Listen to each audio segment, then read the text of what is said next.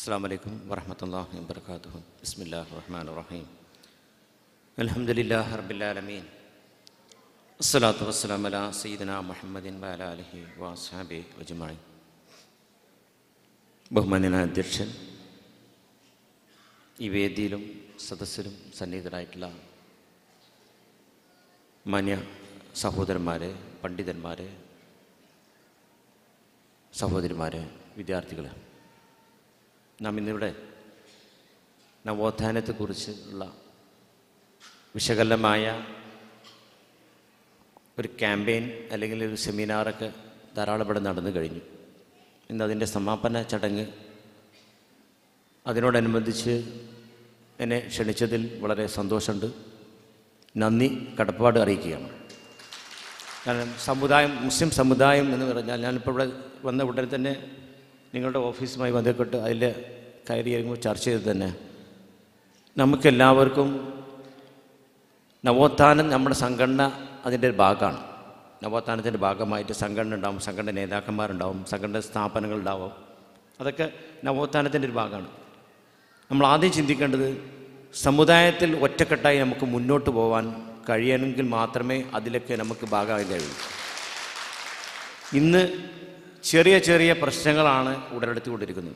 ഉദാഹരണത്തിന് പറയുകയാണെങ്കിൽ, ദിനംപ്രതി നിരവധി കേസുകൾ കേൾക്കുന്നുണ്ട്. ഞാൻ ആഴ്ചയിൽ ഒരു ദിവസം ഒരു 10ഓളം മഹലിൻ്റെ ബന്ധപ്പെട്ട വിഷയമായി ബന്ധപ്പെട്ട വിഷയം എന്ന് പറഞ്ഞാൽ, മഹലിലെ ഐക്യം എന്ന് പറഞ്ഞാൽ, മഹലിൻ്റെ ഭദ്രത പറഞ്ഞാൽ, എല്ലാ ജനവിഭാഗങ്ങളും ഒരുമിച്ച് നിൽക്കുമ്പോഴാണ് മഹലിൻ്റെ ഭദ്രത.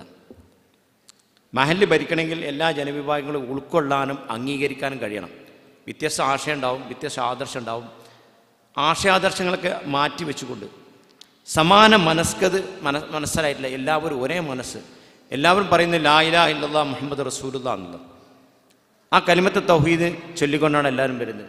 പക്ഷേ പള്ളികളുടെ കാര്യത്തിൽ വരുമ്പോൾ, പള്ളികളിൽ അല്ലെങ്കിൽ നമസ്കരിക്കാൻ വരുമ്പോൾ, അല്ലെങ്കിൽ മറ്റുള്ള കാര്യങ്ങൾ വരുമ്പോൾ, അടക്കുമ്പോൾ വ്യത്യസ്ത ആശയങ്ങളിലൂടെ ആശയത്തിനാണ് അല്ലെങ്കിൽ ആദർശത്തിനാണ് പ്രാധാന്യം നൽകി പരസ്പരം പോരാടുന്ന ഒരു വിദ്വേഷ മനസ്സോടുകൂടിയാണ് സമീപിക്കുന്നത്. നിസ്കരിക്കാൻ വരുമ്പോൾ, പള്ളിയിൽ വന്ന് നിസ്കരിക്കുമ്പോൾ അടുത്തടുത്ത് സഫിൽ ഇടയില്ലാതെ നിൽക്കണമെന്നാണ്.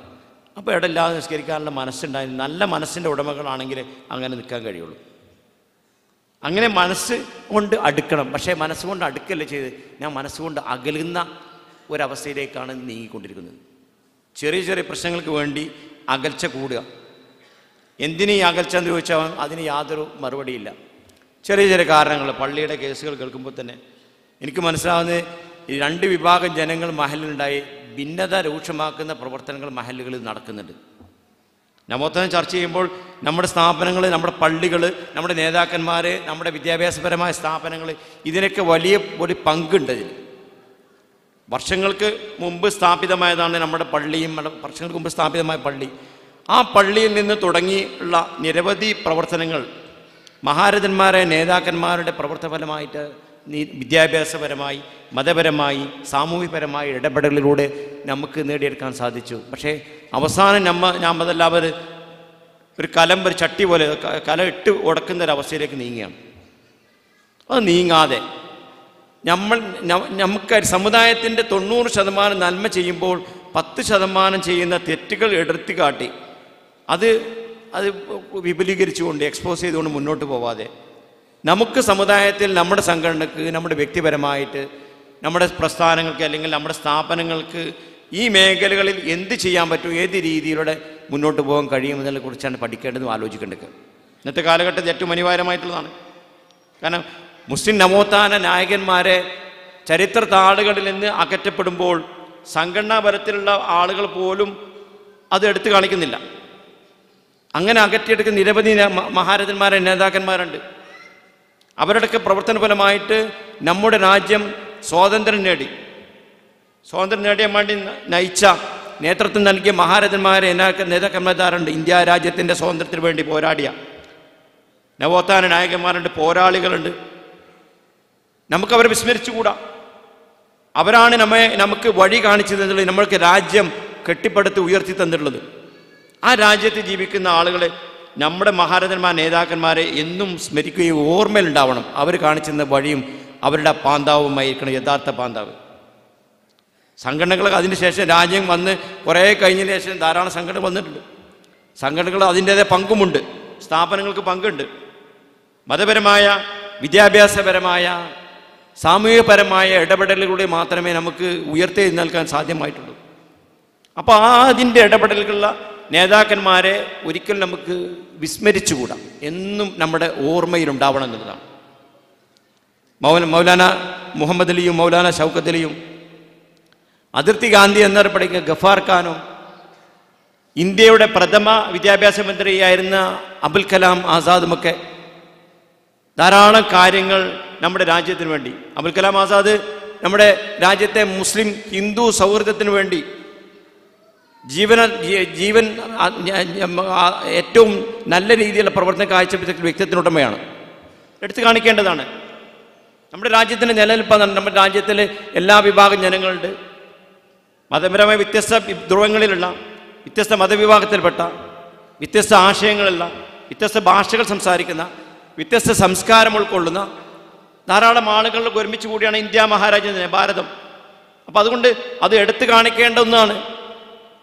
അതേപോലെ തന്നെയാണ് മതപരമായും രാഷ്ട്രീയപരമായും അധിനിവേശ വിരുദ്ധ പോരാട്ടത്തിൻ്റെ ഒക്കെ നേതൃത്വം നൽകിയ മഹാരാജന്മാരാതിലൊക്കെ കേരളത്തിലടക്കമുള്ള മമ്പൃന്തങ്ങൾ, മാലി മുസ്ലിയാരടക്കം നേതാക്കന്മാരുണ്ട്. അവരുടെയൊക്കെ കഠിന പരിശ്രമത്തിന് അവരൊക്കെ പൊളിറ്റിക്കലായിട്ടും ഇടപെട്ടിട്ടുണ്ട്, സാമൂഹിക സംസ്കരണത്തിൻ്റെ ഭാഗമായിട്ട് ഇടപെട്ടിട്ടുണ്ട്, നിരവധി കാര്യങ്ങൾ ചെയ്തിട്ടുണ്ട്. നമുക്കൊരിക്കലും മറക്കാൻ പറ്റാത്ത ആളുകളാണ്.